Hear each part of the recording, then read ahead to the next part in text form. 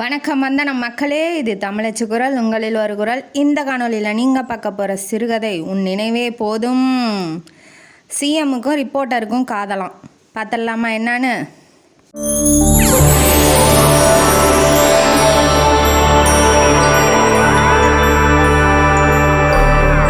இந்த கதையோட ஆரம்பத்தில் ரேணுகாங்கிறவங்க தண்ணி தெளித்து கோலம் போட்டு காலையில் 4:30 மணிக்கே எழுந்திரிச்சு உள்ளே போய் காஃபிலாம் போடுறதுக்கு ரெடியாக போயிட்டுருக்காங்க.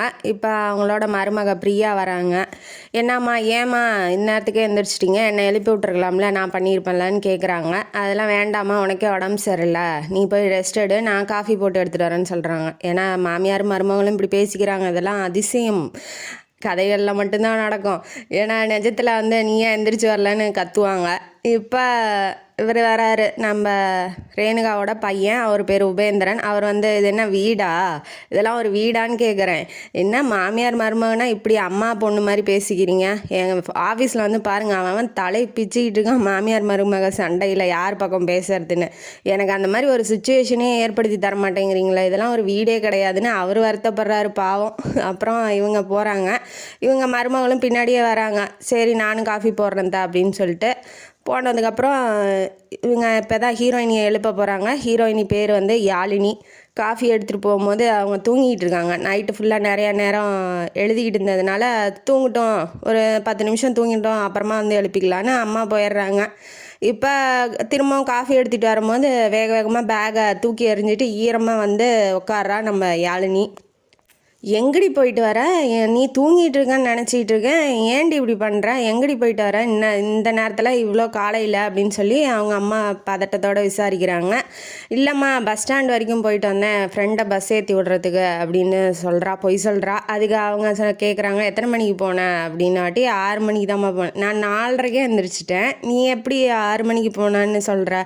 சரிம்மா ஒத்துக்கிறேன், நான் 4 மணிக்கே வெளியில் போயிட்டேன், இப்படி கஞ்சா வைக்கிறாங்கன்னு நியூஸ் வந்துச்சு, அதனால் அதை பற்றி ஆர்டிக்கல் எழுதுறதுக்கு தேவையான இன்ஃபர்மேஷன்லாம் கலெக்ட் பண்ண போனேன். இந்த ஃபோட்டோ எடுக்கிறது, யார் யார் என்னென்ன பண்ணுறா, என்ன பேசுகிறாங்க அப்படின்லாம் கேட்கணும் இல்லையா, அதனால் அதுக்கெல்லாம் போயிட்டு விசாரிச்சுட்டு வரேன் அப்படின்னு சொன்ன வாட்டி தான் தெரியுது யாழினி ரிப்போர்ட்டரு அப்படின்னு சொல்லிட்டு. அவங்க நெத்தியடி அப்படிங்கிற ஒரு பத்திரிகையில் ஒர்க் பண்ணுறாங்க. அதில் என்னென்ன நடக்குது நாட்டில், எவ்வளோ தீய செயல்கள்லாம் நடக்குது, அதை பற்றின ஆர்டிக்கல்லாம் எழுதுவாங்க. இவங்க கொஞ்சம் ஃபேமஸான ரைட்டர். அவங்க இப்போ சொன்னதுக்கப்புறம் அவங்க அம்மா கவலைப்படுறாங்க. நீ ஏன், உனக்கே தேவையில்லாத வேலை, அண்ணாவாது எழுப்பி கூட்டிகிட்டு போகலாம்ல, ஏதாவது ஒன்று ஆயிடுச்சுன்னா என்ன பண்ணுறது? ஏன்னா அவங்களுக்கும் கல்யாணம் ஆகலை இன்னும், சின்ன பொண்ணு இல்லையா, அதனால அவங்க பயப்படுறாங்க. நான் ஒரு ரிப்போர்ட்டர்மா, நான் இதுக்கெல்லாம் பயந்தா அப்புறம் நான் எப்படிம்மா மக்களுக்கு உண்மையை சொல்ல முடியும் அப்படின்னு சொல்லி ஏதோ ஓரளவுக்கு சமாளிக்கிறாங்க. இனிமேட்டு போகிறதா இருந்தால் கண்டிப்பாக அண்ணனை எழுப்பி தான் கூட்டிகிட்டு போகணுன்னு ஸ்ட்ரிக்டாக சொல்கிறாங்க. அவளுக்கு அப்பா இல்லை, அம்மாவும் அண்ணனும் தான் ரொம்ப அன்பாக வளர்க்குறாங்க. அவளும் கொஞ்சம் நல்லா சந்தோஷமாக தான் இருக்கா. அப்பா பொண்ணு, அப்பா இல்லையேங்கிற வருத்தப்படக்கூடாதுன்னு இவங்க கொஞ்சம் நல்லா அவள் என்ன வேணாலும் பண்ணிட்டோம், நம்ம சப்போர்ட்டாக இருக்கலான்னு இருக்கிறாங்க. இப்போ இந்த பக்கம் நம்ம ஹீரோவோட இன்ட்ரடக்ஷன். அவர் ஒரு சூப்பரான எஸ்டேட்டில் இருக்காப்புல, நல்லா ஊட்டி கொடைக்கானல் மேலே இருக்க எஸ்டேட் மாதிரி இருக்குது. அவங்க நல்லா இயற்கையை ரசிச்சுக்கிட்டு ஜாகிங் போகிறாப்புல. தன்னோட வேலைக்காரன்கிட்ட சொல்லிட்டு போகிறாரு, இப்படி மேனேஜர் வந்தால் உட்கார வைங்க, நான் ஜாகிங் போயிட்டு எஸ்டேட்டை சுற்றி பார்க்க போகலான்னு. இவர் போகிறாரு. ஒரு டீ கடையை பார்க்குறாப்புல, ரொம்ப குளிராக இருக்குது, ஒரு டீ போட்டால் நல்லாயிருக்கும்னு சொல்லி டீ குடிக்க போகிறாரு. அங்கே பத்திரிக்கை, நெத்தியடி பத்திரிக்கை தொங்குது. அதில் நம்ம முதலமைச்சர் சிஎம்மை பற்றின ஒரு ஊழல் ஆட்சி, இது ஒரு கஞ்சா வைக்கிற ஆட்சி, இப்படிலாம் போதைப் பொருள்கள்லாம் விற்கிறாங்க அப்படின்னு சொல்லி யாழினியோட கட்டுரை நல்லா பெருசாக தெரியுது. அது வாங்கி பார்க்குறாப்புல, யார் இது இவ்வளோ தைரியமாக எழுதியிருக்கிறது ஆட்சியை பற்றி அப்படின்னு சொல்லி. இப்போ நடக்கிற ஆட்சியை பற்றி இவ்வளோ தைரியமாக யார் எழுதியிருக்கா, யாழினி அப்படின்னு சொல்லிட்டு ஃபோன் அடிக்கிறாப்புல. அங்கே பத்திரிக்கை ஆஃபீஸுக்கு அடித்து, இப்படி யாழினி இருக்காங்களா, அவங்க எழுதின கட்டுரை ரொம்ப நல்லா இருக்குது, அவங்களோட விசிறி, அதாவது ஃபேனுன்னு சொல்லிடுங்க அப்படின்னு சொல்லி இவர் ஃபோன் அடித்து, அவங்க அந்த பக்கத்துலேருந்து நீங்கள் யாருங்க சார், உங்கள் பேர் என்னன்னு கேட்கும்போது நான் வரதராஜன்னு சொல்லிடுங்கன்னு இவர் சொல்கிறாப்புல. சொன்னோன்னே இவர் கிளம்பி, இந்த சீன் இதோட முடிஞ்சிச்சு, யாழினிக்கு ஒரு ஃபோன் பண்ணுறாங்க அப்படின்னு சொல்லி அவங்க மேனேஜர் சொல்லும் போது சரின்னு ஓகே, அதை அவ்வளோவா பெருசாக எடுத்துக்கல. இவன் வந்து அதோட நிறுத்திட்டு இவங்க வீட்டுக்கு போயிடுறான். போனதுக்கப்புறம் மேனேஜர் ஃபோன் பண்ணுறாப்புல. ஃபோன் பண்ணோடனே இவர் வேகமாக போயிட்டார். வீட்டுக்கு போயினதுக்கப்புறம் கிளம்புறாரு. இப்போ எஸ்டேட்டை சுற்றி பார்க்கறதுக்கு கிளம்பும் போது ஒரு ஃபோன் வருது. வேலைக்காரன் வந்து கொடுக்குறாரு. எஜமான் பேசுகிறாரு அப்படின்னு சொல்லி இவர் ஃபோனை வாங்கி பேசும்போது தான் என்னடா என்ன ஊருக்கு வரலையா அப்படின்னு சொல்லி கேட்குறாப்புல. எனக்கு பிடிக்கலப்பா, எனக்கு இந்த இயற்கை சூழல் தான் பிடிச்சிருக்கு, நான் அங்கே வரலப்பா. என்னடா ஒரு சிஎம்மாக இருக்கேன், என் பையன் நீயே வந்து என்னோடய கம்பெனிஸ்லாம் வந்து மேனேஜ் பண்ணலாம், எனக்கு அப்புறம் நீ தானடா வாரிசு அரசியலுக்கு, நீ ஏன்டா இப்படி அரசியலை விட்டு ஒதுங்கியே இருக்க அப்படின்னு சொல்லி பெருமாள் நம்பிங்கிறவர் பேசுகிறாரு. அவர் தான் சித்தார்த்தோட அப்பா.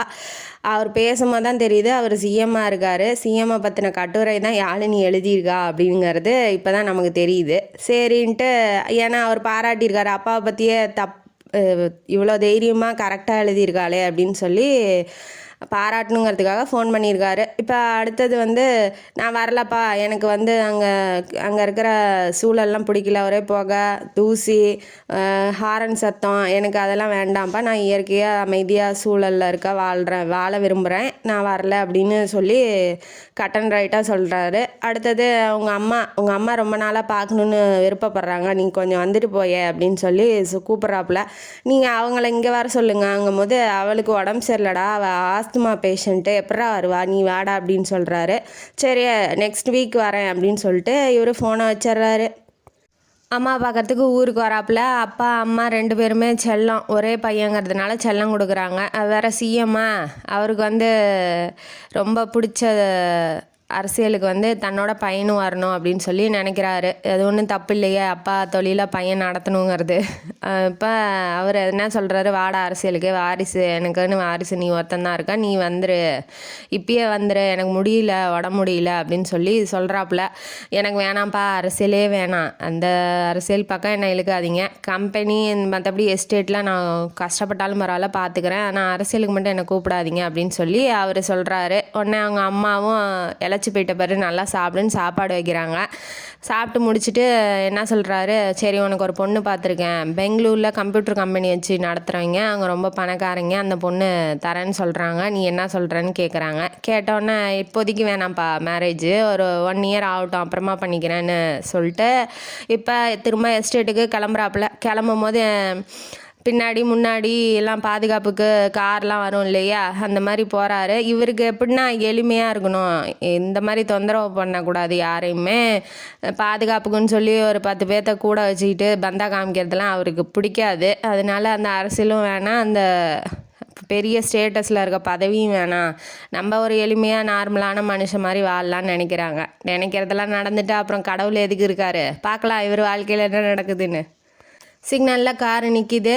நம்ம யாழினி ஹீரோயினி போட்டு ஒருத்தனை நொக்கிட்டு இருக்கா, போட்டு கும்மி எடுக்கிறா, துவைக்கிறா ஒருத்தனை. ஏன் பக்கத்தில் ஒரு 10th 12th படிக்கிற பையங்கிறேன் பொண்ணு வந்து அழுதுட்டு நிற்கிது. இப்போ நம்ம பார்க்கறதுக்கு எப்படி பார்த்தோன்னே கண்டுபிடிச்சிருவான், அந்த பொண்ணுகிட்ட போய் இவன் தப்பாக நடந்திருப்பான், யூடிசிங் மாதிரி பண்ணியிருப்பான், அவள் போட்டு கும்முறா. அதை வந்து பார்த்தோன்னே கண்டுபிடிச்சிட்றாரு நம்ம சித்தார்த்து. யாரா அந்த பொண்ணு செம்மையாக அடிக்கிறாள், ரொம்ப தைரியசாலியாக இருப்பாளோ, தப்பை தட்டி கேட்குறாள், எத்தனை பேர் இருந்தோம் அவளுக்கு இவ்வளோ தைரியம் இருக்கே, பார்த்தோன்னே பிடிச்சிருது யாழினியை பார்த்தோன்னே. அவள் ஃபோன் பண்ணி பாராட்டினது இந்த யாழினி தானே அவனுக்கு தெரியாது.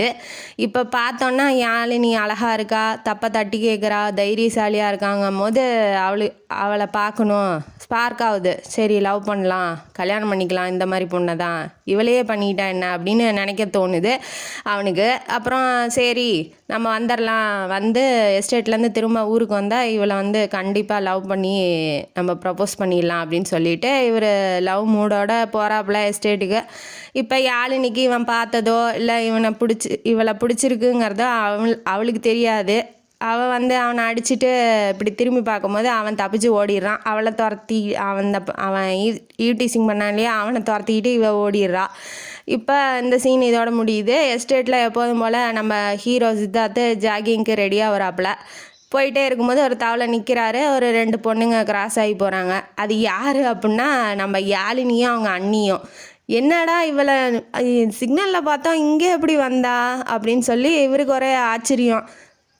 சரின்னு அவங்க பின்னாடியே ஜாகிங்க்கு போகிறாப்புல போயிட்டு யாழினி சொல்கிறா, அவங்க அண்ணி கேட்குறாங்க, நீ ஒரு பத்திரிக்கை நிருபர் ரிப்போர்ட்ரு, நீ வந்து இன்ஃபர்மேஷன் கலெக்ட் பண்ணுறதுக்கு ஊட்டிக்கு வான்னு சொல்லி திடீர்னு அவங்க அண்ணனையும் என்னையும் கூட்டிகிட்டு வந்துட்ட, என்ன யாரை பற்றின்னு ஒன்றுமே சொல்லலையே யாழினி அப்படின்ன வாட்டி அவங்க அண்ணி கேட்கும் போது தான் சரி இவ யாழினி, இவளை தான் நம்ம பாராட்டணும், இவளை தான் நம்ம சிக்னல்லையும் பார்த்துருக்கோம் அப்படின்னு சொல்லி நம்ம சித்தார்த்துக்கு தெரியுது. ஆனால் சித்தார்த் வராங்கிறது யாழினிக்கு தெரியல, பின்னாடி வரான் இல்லையா அது தெரியல.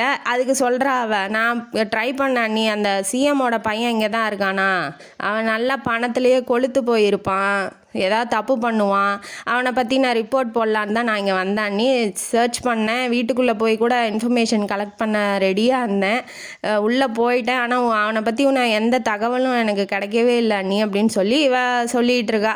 அப்போ இவன் என்ன நினைக்கிறான், நம்மளையே ஃபாலோ பண்ணியிருக்கா, நம்மளுக்கு தெரியாமல் நம்ம இன்ஃபர்மேஷன் கலெக்ட் பண்ணுறதுக்கு வீட்டுக்கே வந்திருக்கா, அப்பா சரியான புத்திசாலியாக இருப்பாளாட்டுங்க அப்படின்னு சொல்லி இவர் நினைக்கிறாரு. ஆனால் எதுவும் போய் நாம் தான் பாராட்டணும், நாம் தான் என்ன பிடிச்சிருக்கு அப்படின்னு சொல்லி எந்த இதுவும் போய் அவரை இன்ட்ரடியூஸும் அவளைகிட்ட அவள் போய் பேசவும் இல்லை, சித்தார்த்து போய் பேசவும் இல்லை. அந்த சீனு முடிஞ்சோடனே வீட்டுக்கு வந்தோன்னே ஒரு ஃபோன் கால் வருது, இப்படி ஹெலிகாப்டரில் அவங்க அப்பா சுட்டு கொண்டுட்டாங்க, ஹெலிகாப்டரோடு வெடித்து செத்து போயிட்டாரு அப்படின்னு சொல்லி ஒரு பேட் நியூஸ் வருது. அப்பா இறந்துட்டாரு நியூஸை கேட்டு ரொம்ப கஷ்டப்படுறாரு. போய் அப்பாவை பார்க்குறாரு. அம்மா ரொம்ப அழுகுறாங்க. பர்வதம், அவங்க அம்மா பேர் பர்வதம், அவங்க ரொம்ப அழுகுறாங்க, ஆறுதல் படுத்துகிறாரு. இப்போ இதெல்லாம் பிரச்சனை இல்லை இவனுக்கு. இப்போ இவனுக்கு என்ன பிரச்சனை பெருசாக வந்து நிற்கிதுன்னா, தொண்டர்கள் கட்சிக்காரங்க எல்லாரும் வந்து இவன்ட்ட என்ன சொல்கிறாங்க, நீங்கள் வாங்க அரசியலுக்கு வாங்க, நீங்கள் தான் வாரிசு, கட்சியில் ஒரே எப்போதும் போல் தலைமைக்கு திண்டாட்டம்னா இப்போ கட்சி 2 பேரும் சண்டை போட்டுக்குவாங்க இல்லையா, அப்போ வந்து சொல்கிறாங்க அவரோட மேனேஜர் மாதிரி இருந்தவருங்க, அதாவது சிஎம்மோட மேனேஜர் மாதிரி அவர் நல்லவர், அவர் வந்து சொல்கிறாரு நீங்கள் வாங்க, உங்கள் சித்தப்பாவும் உங்களோட தங்கச்சி புருஷனும் மச்சாங்காரனும் வந்து அந்த கட்சியவே நாசம் பண்ணிடுவாங்க, அவங்க ரெடியாக இருக்காங்க அப்படின்னு சொல்லி தனியாக கூப்பிட்டு சொல்கிறாரு. ஆனால் இவருக்கு விருப்பம் இல்லை, அரசியலுக்கு போகிறதுக்கு விருப்பம் இல்லைங்கிறதுனால அந்த இவர் சித்தப்பா இருக்கார் இல்லையா, அவர் பேர் கணபதி, அவர் என்ன பண்ணுறாரு வந்து, நீ அவனையே கஷ்டப்படுத்துறீங்க, அவன் எஸ்டேட்டை பார்த்துட்டு ஜாலியாக இருக்கட்டும், அவன் எதுக்கு சின்ன வயசில் கஷ்டப்படணும், நான் தான் இருக்கனே, நான் பொறுப்பை ஏற்றுக்கிறேன், எப்படா வந்து அண்ணன் ஜாவான் தின்ன காலியாகும்னு ரெடியாக இருக்கிறாரு. அதுன்ட்டு என்னமோ பண்ணிக்கோங்கன்ட்டு இவருக்கு அவ்வளோவா விருப்பம் இல்லை, ஈடுபாடு இல்லைங்கிறதுனால என்னை கூப்பிடாதீங்க நான் வரல அப்படின்னு சொல்லிட்டு இவர் போயிடுறாரு. இவருக்கு தான் அரசியல்னாவே பிடிக்கலையே, அப்புறம் போய் உட்காந்து ஒரு தனிமையில் அப்பாவும் இல்லை, அம்மா கஷ்டப்படுறாங்க, இப்படி கட்சிக்காரங்க கூப்பிட்றாங்க, எல்லாம் அவர் மண்டைக்குள்ளே ஓடுது. பத்திரிக்கை முன்னாடி இருக்குது, பத்திரிக்கை எடுக்கிறாரு. நம்ம யாழினி ஒரு ஆர்டிக்கல் எழுதியிருக்கா, அதை எடுத்து வச்சு படிக்கிறாரு. பொண்ணை பிடிச்சிருக்கு இல்லையா, அப்போ அவள் பண்ணுறது எழுதுறது எல்லாமே பிடிச்சி தானே ஆகணும். சரி என்ன தான் எழுதியிருக்கான்னு பார்க்கலாங்கும் போது திறந்து பார்க்கும்போது அவங்க சித்தப்பன் அவங்க மச்சாங்காரன் என்னென்ன பண்ணான், ஊழல் என்னென்ன பண்ணாங்க அப்படின்னு சொல்லி ஆர்டிக்கல் போட்டிருக்கா. இதெல்லாம் வந்து தடுப்பாரா, இல்லை நட்சத்திர ஹோட்டலில் 5 ஸ்டார் ஹோட்டலில் போய் ஜாலியாக கிளப்பில் கும்மி அடிச்சிட்டு இருக்கிற அந்த சிஎம்மோட பையனுக்கு இதெல்லாம் தெரியுமா, மக்களோட கஷ்டம் எப்படி தெரியும், அவன்லாம் வந்து அரசியலுக்கு வருவானா, கட்சியை நிறுத்துவானா, மக்களை காப்பாற்றுவானான்னு சொல்லி கொஞ்சம் தப்பாக எழுதியிருக்கா அவனை பற்றி, சித்தார்த்தை பற்றி. ஆனால் சித்தார்த்தை பார்த்ததோ அவன்கிட்ட பேசினதோ கிடையாது நம்ம யாழினி. இது என்ன இப்போ அவன் என்ன நினைக்கிறான், இவன் நம்மளை தப்பாக நினைக்கிறா, இவன் சிஎம் பையங்கிறது இவனுக்கு தெரியுது, அவன் லவ் பண்ணுறாங்கிறது அவளுக்கு தெரியாது. அவன் என்ன நினைக்கிறான், இவன் ஏன் நம்மளை தப்பாக நினைக்கிறா, நம்மளை பார்த்தது கூட இல்லை, ஏன் இப்படி எழுதியிருக்கா அப்படின்னு சொல்லி அவருக்கு கஷ்டமாயிருது. சரி நம்மளும் அரசியலுக்கு போயிடலாம், சவால் வர்ற மாதிரி இருக்குது, பொண்ணுக்காக அரசியலுக்கு போயிடலாம், நம்ம நல்லவங்கிறத நிரூபிக்கலாம் அப்படின்னு சொல்லிட்டு சரி நான் கட்சியை எடுத்து நடத்திக்கிறேன், மக்களுக்காக இல்லை அவள் எழுதிட்டாளே அப்படிங்கிறதுக்காக இவன் வந்து கட்சிகிட்ட தலைமை பொறுப்பை ஏற்றிக்கிட்டு முதலமைச்சராக ஆயிடுறான், சிஎம்மாக ஆயிடுறான். இவனுக்கு ரொம்ப கஷ்டமாயிருது. இப்போ புதுசாக போய் நுழையிறான், இவங்க என்ன தப்பு பண்ணுறாங்க, இவங்க என்னென்ன செய்கிறாங்க, எல்லா டிபார்ட்மெண்ட்டையும் அவன் பார்க்கணும் இல்லையா, அதனால் அவனுக்கு ஃபஸ்ட்டு எடுத்தோன்னே கால் எடுத்து வைக்கும்போது அரசியலில் தடங்கள்லாம் வருது, நிறைய பிரச்சனைகள் வருது, ரொம்ப ஃப்ரஸ்ட்ரேஷன் ஆயிடுறான். மக்களும் வந்து மக்களுக்கு எதுவும் நல்லதும் பண்ண முடியல இவனால். என்ன பண்ணணும் என்ன செய்யணுங்கிற ஒரு வழிகாட்டுதலே இல்லை. ஏன்னா கைட்னஸில் இவன் இப்போ தான் வந்திருக்கான், அதனால் அவங்களும் இருக்கிறாங்க. இவன் வேண்டாம், சிஎம்மாக இருக்கிறதுக்கு இவனுக்கு லாய்க்கு இல்லை, அவங்க அப்பா மூலயமா வந்திருக்கான், இவன் மக்கள்கிட்ட வந்து ஜெயிச்சு வரட்டும் அதுக்கப்புறம் சிஎம்மாக ஒத்துக்கிறோங்கிற மாதிரி அவங்களும் இருக்கிறாங்க. சுற்றி இருக்கிறவங்களும் ஏமாத்துறாங்க. இவன் யார்கிட்ட என்னன்னு போய் கேட்கவும் முடியாது, கேட்டால் ஏமாற்றுவாங்க. யாரும் நம்பிக்கைக்குரியவங்க யாருன்னு இவனால் கண்டுபிடிக்க முடியல. அதனால் ஃப்ரெஸ்ட்ரேஷன் ஓவர் ஆயிடுச்சு. இவனுக்கு எப்படின்னா பைக்கில் வேகமாக போகணும், நல்லா காத்தோட்டமாக ஃப்ரீயாக ரைடு போகணும் அப்படின்னு சொல்லி ஆசை. அதனால் சரி ஃப்ரெஸ்ட்ரேஷனை கம்மி பண்ண நம்ம இப்போ ரைடுக்கு போகலாம் அப்படின்னு சொல்லிட்டு போகிறான். போகும்போது என்ன ஆகுது, யாழினியை ஒரு சுற்றி 4-5 பேர் என்ன பண்ணுறாங்க, வம்பிழுத்துக்கிட்டு இருக்காங்க. இவன் என்ன பண்ணுறான், நைட்டு போகிறான், நைட்டு ஒரு 11 மணிக்கு மேலே போகிறான். கும்பலாக கூட்டமாக இருந்தால் அவன் சிஎம் தான் கண்டுபிடிச்சிருவாங்க இல்லையா ஜனங்க, அதனால் எல்லாம் ஜனங்கள்லாம் தூங்குகிற டைமுக்கு இவன் போகிறான். போகும்போது அவளை சுற்றி 4 பேர் வம்பிழுக்கிறாங்க. மாறு வேஷத்தில் போகிறான். யார் அது, நம்ம யாழினியை வம்பிழுக்கிற மாதிரி இருக்குது. இவர் பார்த்துட்றாரு, பார்த்துட்டு யாழினி அம்பளுக்கிற மாதிரி இருக்கே அப்படின்னு சொல்லிட்டு அவங்கெல்லாம் கையை வைக்க அந்த யாழினி மேலே தொட வராங்க. தொட வரும்போது இவன் கையை பிடிச்சி அடிச்சிட்றான். அடித்து அங்கே ஒரு ஃபைட்டு ஓடுது. ஹீரோல்லையே மாசாக ஃபைட் பண்ணுறாப்புல. ஃபைட் பண்ணோன்னா இவளுக்கு என்னன்னா நம்மளை காப்பாற்றுறாரு பரவாயில்ல, பார்த்தோன்னே அவனோட செயல்லாம் பிடிச்சிருக்கு. அதனால் பார்த்துக்கிட்டே இருக்கா, அவனை மட்டும் பார்த்துக்கிட்டே இருக்கா. சண்டை போடுறான் இல்லையா, அவனை மட்டும் பார்த்துக்கிட்டே இருக்கா. ஹெல்மெட்டை கழட்டினாலுமே அவர் மாறு வேஷத்தில் தாடி மீசையெல்லாம் ஒட்டிகிட்டு இருக்கா. அவளுக்கு தெரியல அவன் தான் சிஎம்னு. அது நைட் டைமா இவன் பார்த்தோன்னே பிடிச்சிருக்கு அவனை பார்த்தோன்னே. ஏன்னா நம்மளை காப்பாற்றுறாரு அப்படின்னு சொல்லிட்டு ஒரு ஹீரோயிசமாக பண்ணும்போது அவளுக்கு அட்ராக்ட் ஆயிடுறா அவன் மேலே, சித்தார்த் மேலே. இப்போ வந்து இந்த யாழினி பைக் என்னாச்சு ரிப்பேரா அப்படின்னு சொல்லி கேட்குறாப்புல.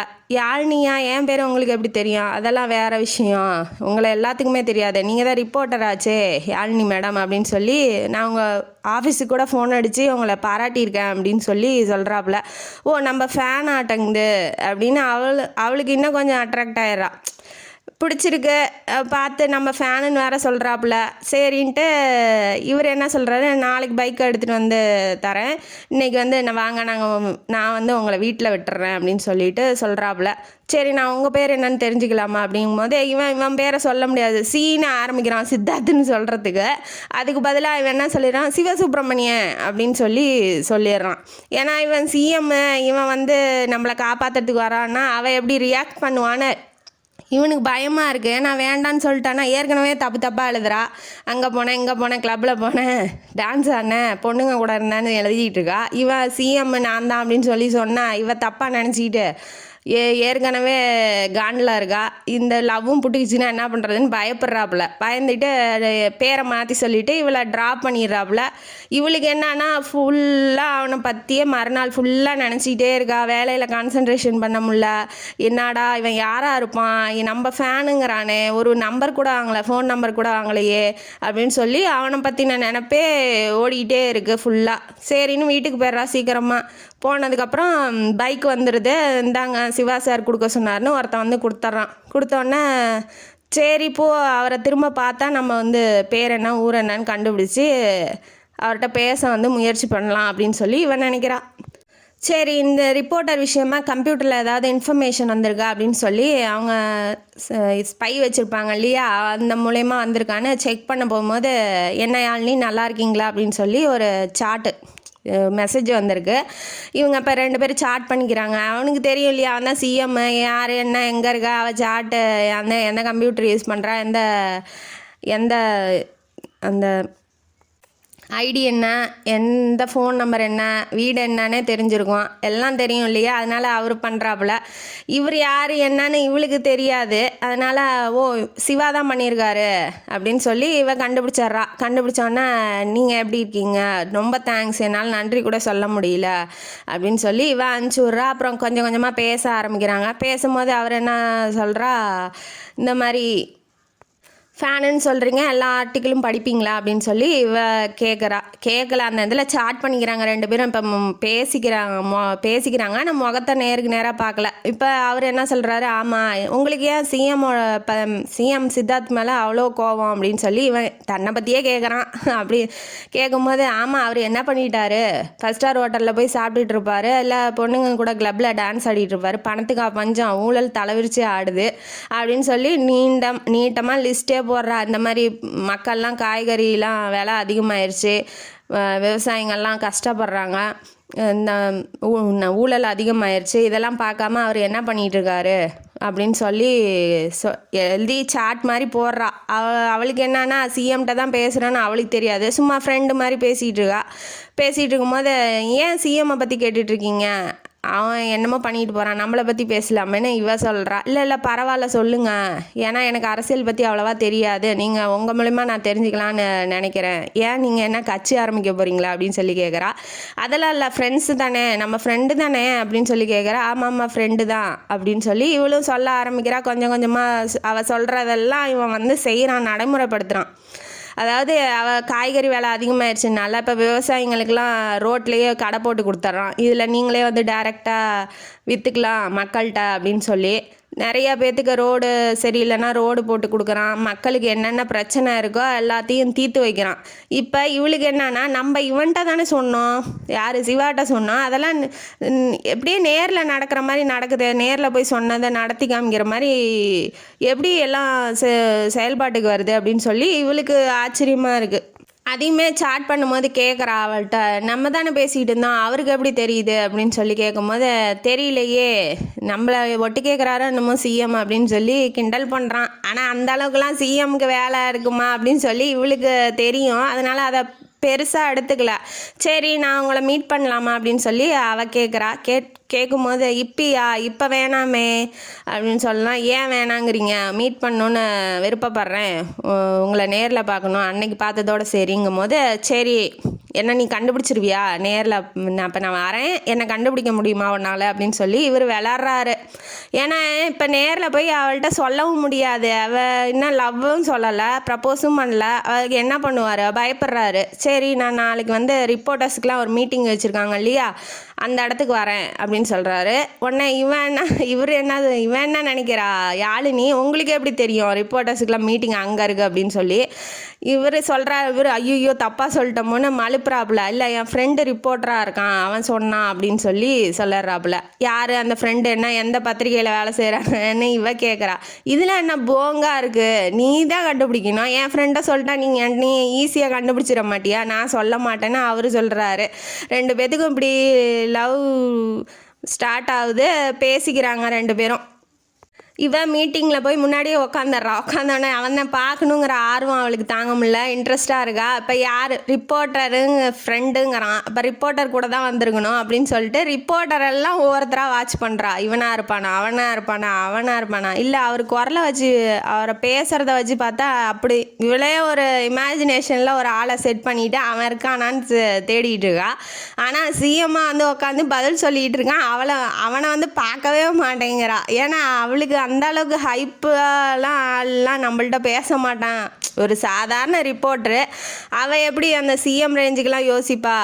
அதனால் என்ன பண்ணுறா, அவனை பார்க்கவே இல்லை, இவ தேடுறாங்கிறத அவன் பதில் சொல்லிக்கிட்டு, சித்தார்த் பதில் சொல்லிக்கிட்டே பார்த்துக்கிட்டே ரசித்து பார்க்குறான். சரி இந்த சீன் இதோட முடிஞ்சிடுச்சு. அப்புறம் நைட்டு எப்போதும் போல் அவனுக்கு டெய்லி சாட் பண்ண முடியாது, 1 வீக்குக்கு ஒரு தடவை தான் சாட் பண்ணுவான். அதனால் அந்த டேக்காக அவள் ரொம்ப வெயிட் பண்ணி பேசுவாள். அந்த நாள் வரும்போது நீ ஏன் வரவே இல்லை, நீங்கள் என்னை ஏமாற்றிட்டீங்க அப்படின்னு சொல்லி அவள் போடுறா மெசேஜ். உடனே அவன் சொல்கிறான், இல்லையே நான் வந்தேன், உன்னால் கண்டுபிடிக்க முடியல, சரி நீங்கள் என்ன கலர் ஷர்ட் போட்டிருந்தீங்க அப்படிங்கும் போது ஒயிட் கலர் போட்டிருந்தேன். இவன் ஒயிட் அண்ட் ஒயிட்டு அரசியல்வாதி இல்லையா, அதனால் சொல்கிறான். சொன்னோன்னே இல்லை அங்கே நிறையா பேர் ஒயிட் போட்டிருந்தாங்க, நான் எப்படி அதை கண்டுபிடிக்கிறது, ஆமாம் நீ தான் கண்டுபிடிக்கணும், நான் வந்தேன் உன்னால் கண்டுபிடிக்க முடியல அப்படின்னு சொல்லி அவன் சொல்கிறான். ஆனால் அந்த ரேஞ்சுக்கு அவள் யோசிப்பாளாங்கிறது டவுட்டு தான். இப்போ அடுத்தது என்ன பண்ணுறான், ரோட்டில் போயிட்டுருக்கான். இவன் சிஎம் வரான்னு காரு பஸ்ஸு எல்லாம் நிறுத்திட்டு அவனுக்கு மட்டும் காரு தனியாக போகிறதுங்கிறது அவனுக்கு பிடிக்காது. அதனால் எல்லாரும் போகலாம் வரலாம், இவனும் போகிறான். அதே மாதிரியே சிம்பிளாக இருக்கிறது தானே இவனுக்கு பிடிச்சிருக்கு. இப்போ யாழினி வந்து கிராஸ் பண்ணி நின்றுட்டுருக்கா. அங்கே நின்றுட்டுருக்கிறத ரோட்டு பக்கமாக நின்றுட்டுருக்கா. அதை வந்து பார்க்குறாப்புல. பார்த்தோன்னே ரசிக்கிறாரு. ரொம்ப அழகாக இருக்கா சல்வார் கம்மீஸில் அப்படின்னு சொல்லி அவருக்கு ரொம்ப பிடிச்சிருக்கு. சரின்னு பார்த்துட்டு போயிட்டாரு. போனோன்னே திரும்ப சாட் பண்ணுறேன், நான் உன்னை பார்த்தேன் அப்படின்னு சொல்லிட்டு. நீங்கள் பார்க்க எனக்கு சான்ஸே இல்லை, எப்போ எங்கே வந்தீங்க அப்படின்னு சொல்லி கேட்கும்போது இவன் சொல்கிறான், இந்த மாதிரி இந்த கலரில் போட்டிருந்தேன், ரெட் கலரில் போட்டிருந்தேன், நான் பார்த்தேன் உன்னையே, உனக்கு பின்னாடி தான் நின்றுட்டு இருந்தேன் அப்படின்னு சொல்லி சொல்கிறாரு. நீங்கள் வந்து என்னை ஏமாத்துறீங்க, நீங்கள் வரவே மாட்டேங்கிறீங்க, என் முன்னாடி பேசவும் மாட்டேங்கிறீங்க, நீங்கள் வந்து ஃபோனாவது பண்ணலாம்ல. இவனுக்கு என்னன்னா ஃபோன் பண்ணால் நம்பர் தெரிஞ்சிடும், நம்பர் தெரிஞ்சால் யார் என்னன்னு இவ ரிப்போர்ட்டர் ஆல்ரெடி, இவ கண்டுபிடிச்சிட்டா என்ன பண்ணுறதுன்னு ஃபோன் நம்பரும் கொடுக்கல, சாட் மட்டும்தான் பண்ணுறான். சரி போகுது அப்படின்னு சொல்லிட்டு 10 நாள் கழித்து மீட் பண்ணலாம் அப்படின்னு சொல்லிட்டான். சரி இதுக்கு மேலே வெயிட் பண்ணக்கூடாது, ஏன்னா வெயிட் பண்ணி அவள் வந்து ஃப்ரஸ்ட்ரேஷன் ஆகிட்டா, என்ன பண்ணுறதுன்னு 10 நாள் கழித்து மீட் பண்ணலாம் அப்படின்னு சொல்லிட்டான். ஏன்னா 10 நாளில் வந்து தேர்தல் வருது, அந்த வேலையெல்லாம் அவன் பண்ணணும் இல்லையா. அதனால் அந்த மாதிரி கட்சியில் போய் மக்களை சந்திக்கணும், என்ன பிரச்சனைங்கிறது தெரிஞ்சுக்கணும். அதனால் 10 நாள் கழித்து பண்ணலாம் அப்படின்னு சொல்லிட்டான். இப்போ வந்து மழை பெஞ்சு ஊரெல்லாம் வெள்ளமாக இருக்குது. இவன் வந்து மக்கள்கிட்ட போய் குறையெல்லாம் கேட்டால் தானே அவன் சிஎம்மாக ஒத்துக்குவாங்க. அதனால் யாழினி தெரு வழியாக போகிறான். போனோடனே இது யாழினி தெரு தானே அப்படின்னு சொல்லி வேட்டியெல்லாம் மடித்து கட்டிக்கிட்டு கெத்தாக போகிறாப்புல. போயிட்டு யாழினியோட அம்மா அண்ணன் அண்ணியெல்லாம் வெளியில் நின்றுட்டு கும்பிட்றாங்க. இவனும் கும்பிடுன்னா சரி வீட்டுக்குள்ளே போகலாம், யாழினி இருக்காளா பார்க்கலாம், நேரில் பார்க்கணுன்னு ஆசையாக இருக்குன்னு நினைக்கிறான். இவன் சட்டுன்னு வீட்டுக்குள்ளே நுழைஞ்சோடனே இவங்களுக்கெல்லாம் பதட்டம் ஆயிட்டாங்க. ஏன்னா சிஎம் வீட்டுக்கு வராப்புல. இவங்களுக்கெல்லாம் ஒரு பயம் கலந்த சந்தோஷம். இப்போ உட்கார வச்சு அவங்க அம்மா ரொம்ப பாராட்டி தள்ளுறாங்க, நீ சூப்பராக பண்ணுறப்பா, நீ எல்லாம் செய்கிறப்பா, மக்களுக்கு நல்லதாக பண்ணுறப்பா. அவன் என்ன நினைக்கிறான், உங்கள் பொண்ணால் தான், நீ உங்கள் பொண்ணு சொன்ன ஐடியாவில் தான் இதில் எல்லாமே செய்கிறான் அப்படின்னு சொல்லி இவன் நினச்சிக்கிறான். உடனே சரி என் பொண்ணு மட்டும் ஒன்றை மாதிரியே ஒரு பையனை கிடச்சா போதும் என் பொண்ணுக்கு, அவனையே கல்யாணம் பண்ணி வச்சிருவேன் அப்படின்னு சொல்லி அவங்க அம்மா சொல்கிறாங்க. உடனே இவன் என்ன நினைக்கிறான், ஏன் நானாக இருந்தால் ஒத்துக்க மாட்டிங்களா அப்படின்னு மனசுக்குள்ளே நினைக்கிறான். அது எதுவும் சொல்லலை. யாழினியவே தேடுறான், வீடு ஃபுல்லாக தேடுறான். ஃபோட்டோ அங்கே இருக்குது டேபிள் மேலே, அதை போய் கையை வச்சு தடவி பார்க்குறான். அப்புறம் அவள் ரூம் இதுவாக இருக்குமா அதுவாக இருக்குமான்னு அப்படியே அவங்கள்ட்ட பேசிக்கிட்டே இதெல்லாம் பண்ணிகிட்டு இருக்கான். உடனே ஐயோ இவ்வளோ கஷ்டப்பட்டு நம்ம வீட்டுக்குள்ளே போய் நம்ம யாழினியை பார்க்க முடியலையே அப்படிங்கிற ஒரு ஏமாற்றத்தோட வீட்டுக்கு போயிடறாப்புல. தேர்தல் அந்த எலெக்ஷன் சம்மந்தமான இந்த இன்ஃபர்மேஷன்லாம் கலெக்ட் பண்ணி அதெல்லாம் பற்றி பேசிகிட்டு இருக்காரு. ரொம்ப பிஸியாக இருக்காப்புல.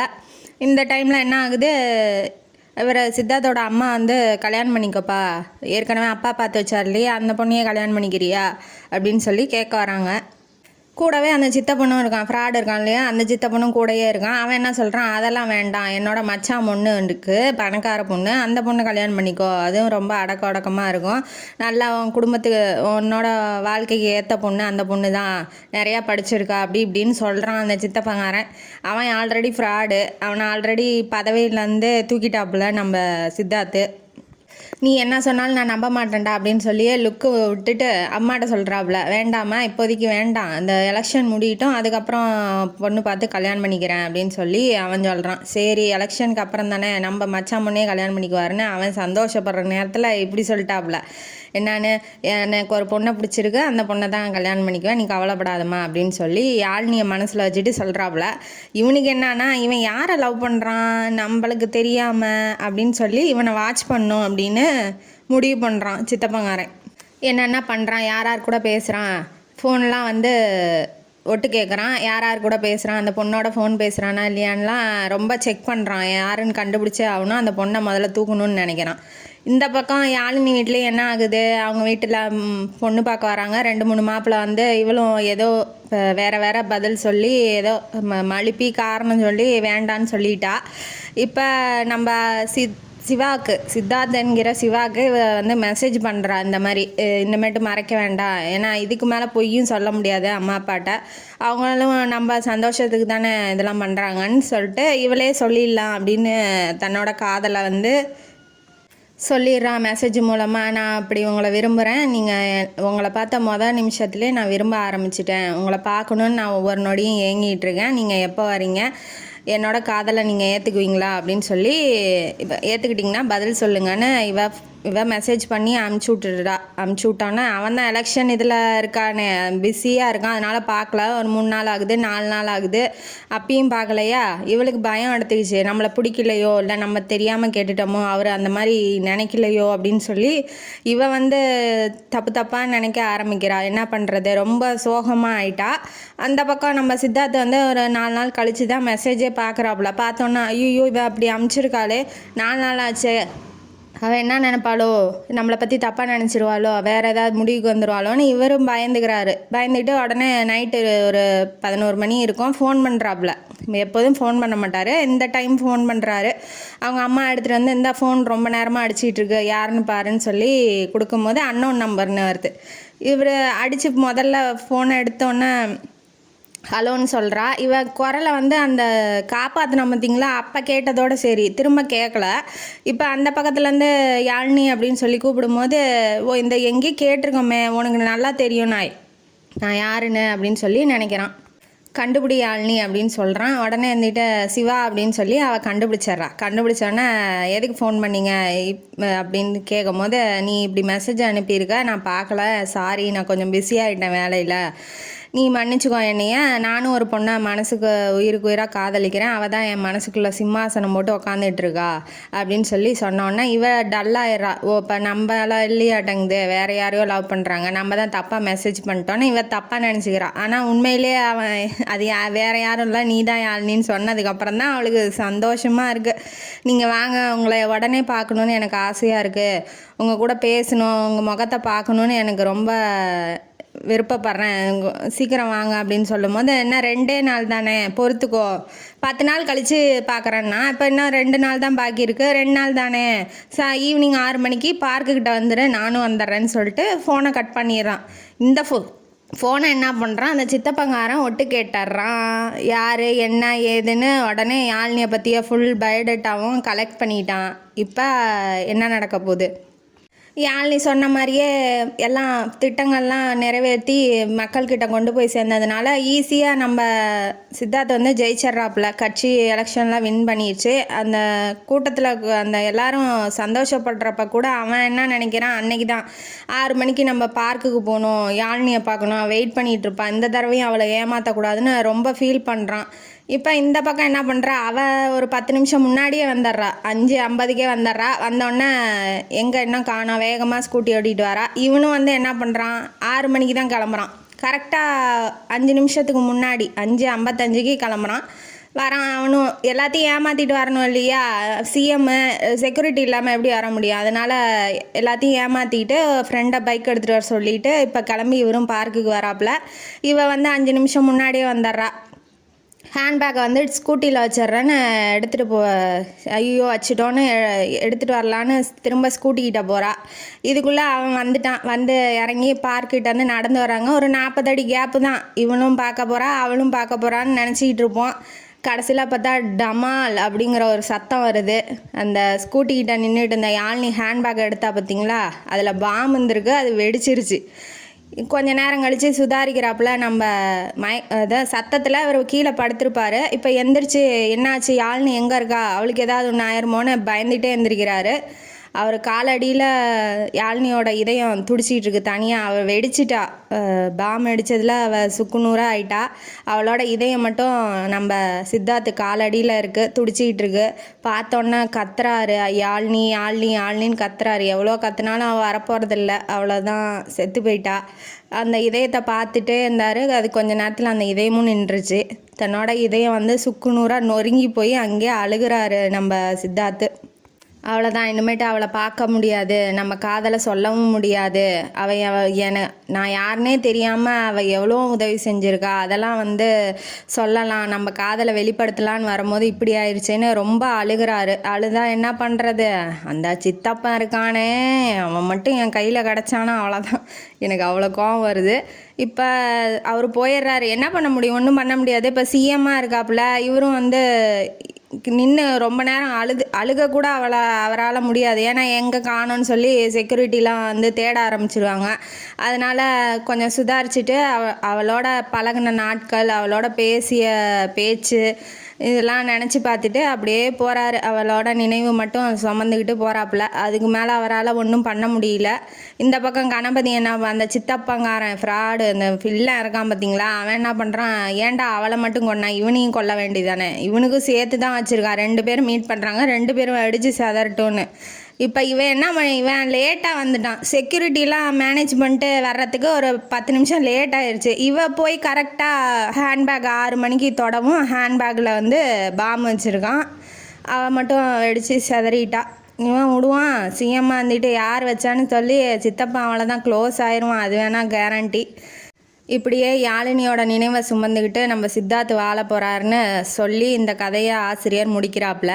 இந்த கதையிலேருந்து நமக்கு என்ன தெரியுது, லவ் பண்ணால் உடனே போய் சொல்லிடுங்க. அவங்க தப்பாக நினச்சாலும் சரி, தப்பாக நினைக்கலனாலும் சரி, லவ்வை ஒத்துக்கிட்டாலும் சரி, ஒத்துக்கலனாலும் சரி, உடனே போய் சொல்லிடுங்க. ஏன்னா யாழினி வந்து இப்போ எப்படின்னா, தன்னை யார் காதலிச்சான்னு தெரியாமலே அவள் செத்து போயிட்டா. அட்லீஸ்ட் தெரிஞ்சிருந்தா கூட ஏதோ ஒன்று நடந்திருக்கலாம். இவன் பார்த்த அன்னைக்கே போய் சொல்லியிருந்தாலும் வேறு மாதிரி கதை அமைஞ்சிருக்கலாம். அதனால் நேரத்தை தள்ளி போடாதீங்க. இப்போ சொல்லிக்கலாம், அப்புறம் சொல்லிக்கலாம், அப்புறமாட்டு சொல்லிக்கலாம் அப்படின்னு தள்ளி போட்டோம்னா அது அப்படியே தள்ளிக்கிட்டே போயிடும். அதனால் உடனே விருப்பத்தை சொல்லிடுங்க. இந்த கதையோட கருத்து இதுதான். இந்த காணொளி உங்களுக்கு பிடிச்சிருந்தா லைக் பண்ணுங்கள், ஷேர் பண்ணுங்கள், சப்ஸ்கிரைப் பண்ணுங்கள், கமெண்ட் பாக்ஸில் கமெண்ட் பண்ணுங்கள். நன்றி மக்களே.